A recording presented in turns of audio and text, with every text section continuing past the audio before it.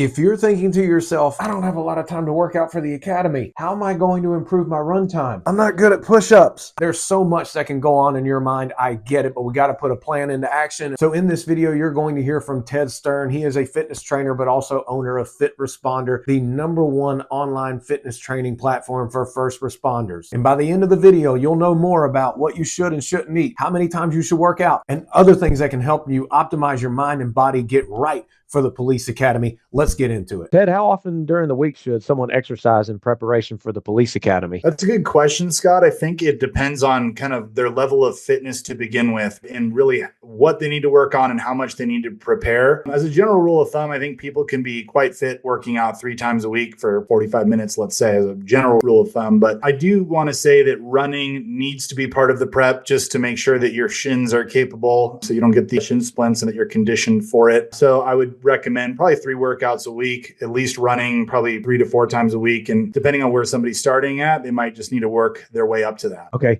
Say someone has been working out, but now they're finding that they are struggling and making progress with running. What's your advice on improving their run time? I think first and foremost, we got to make sure we're not overweight because carrying excess body fat is just an undue challenge that you don't really need to add to the equation. So probably the best way to improve running time is to lower body fat. So get to the point where you can start to see some visible abs and then you know you're not carrying too much extra weight. And if you're going to put in extra time for cardio, I like low impact cardio exercises like a spin bike or the row machine, let's say, just so that you can work on that endurance, but essentially create less damage to repair. Because if we got high impact cardio, then you might be dealing with the shin splints or foot pain and whatever else. So I would say try to pick a cardio format that you can tolerate the best, that you dislike the least, and hopefully low impact. Work your way up to the standard that your academy has for you, which for a lot of them is 3 to 5 miles of running. Tolerate the best, dislike the least. I've never heard that. I like that. Yeah, because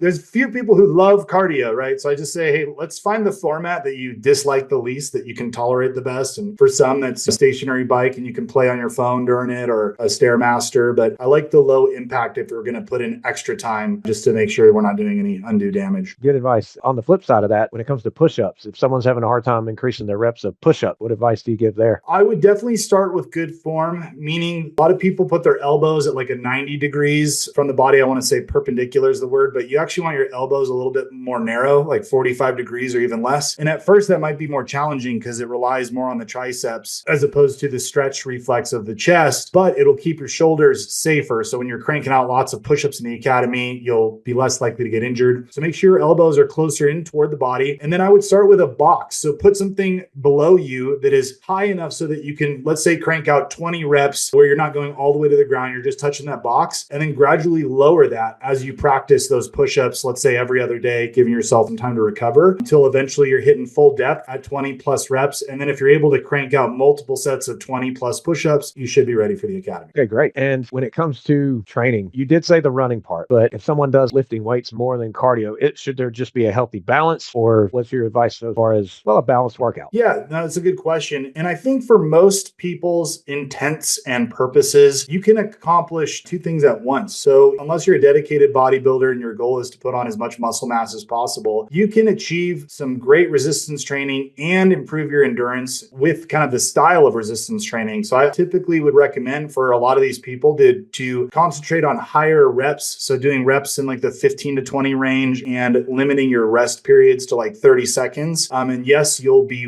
weaker when you're lifting and you'll be more tired and you'll be breathing, but you're working on your cardio while you're doing your resistance training. But the academy does have the specific demands of running. So like I said, you want to be having some running in your routine just to make sure your shins can tolerate that, because shin splints are a big problem in the academies that I've seen. So yeah, maybe running 2 to 3 times per week, cardio 4 to 5 times per week, doing some low impact, maybe 20 minutes, but working your way up to those standards so that at least twice a week you're running at some point 3+ miles, which will be the academy standard, but making resistance training the cornerstone of your exercise. And like I said, doing the high reps, low rest so you can get that kind of cardio benefit as well. Absolutely. Thank you for that. And regardless of how much someone works out, it is what it is. If they eat like crap, they're going to feel like crap, and it can hinder the progress of exercise. But at the same time, maintaining a healthy diet for some can seem intimidating. It can seem complicated. And there's all these extreme diets being pushed that I call them extreme, where it's like, don't eat anything but meat, or don't eat anything except,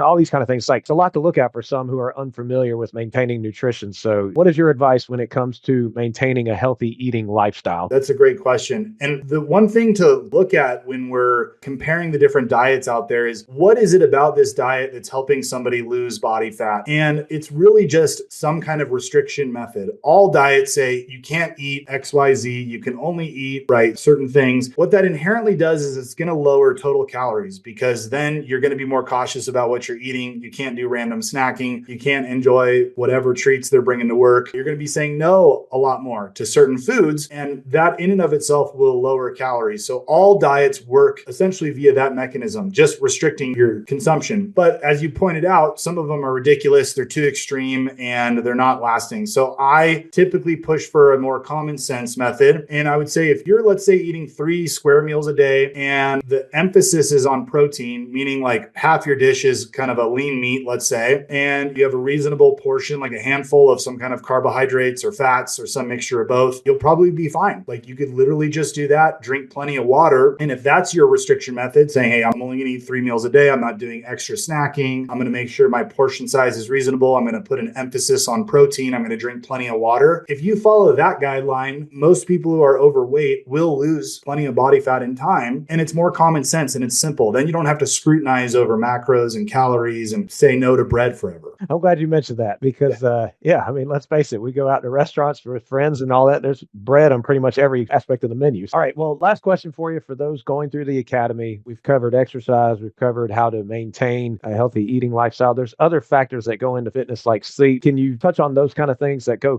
they're not really mentioned enough, but they're very important towards our fitness? Yeah, 100%. And I think a lot of people are looking for that special supplement or that special secret sauce or that special workout, and they are neglecting the basics, which is drinking plenty of water for one, and I would say 3+ liters per day, sleeping 7+ hours if you can fit that into your schedule, having a good routine around your sleep, which can help your circadian rhythm and get you tired. So the same routine, and avoid screen time 2 hours before bed, do your hygiene, maybe read a book. And also I would cut off caffeine midday. I don't have caffeine after noon because the half-life is 5+ hours. So not to go on a tangent, but if you have a 300 milligram Starbucks coffee at noon, that means at 6 p.m., it's as if you had a 150 milligram caffeine at that time. So that's like having a Monster energy drink at 5 or 6 p.m. That can certainly mess up your sleep. So that's another factor. Some people are overdoing the caffeine. To not get too off on a tangent here, I'd say make sure you're getting 7+ hours of sleep, have a good sleep routine, 3+ liters of water a day. I also think steps are important. Walking 30+ minutes a day. You can get out there on your phone and just check out. That would be ideal, is not have a phone. But those 3 things right there, like I mentioned with the diet advice, and if you take care of those 3 simple things, you're going to see a lot of progress already. Blasphemy with the caffeine, but anyway,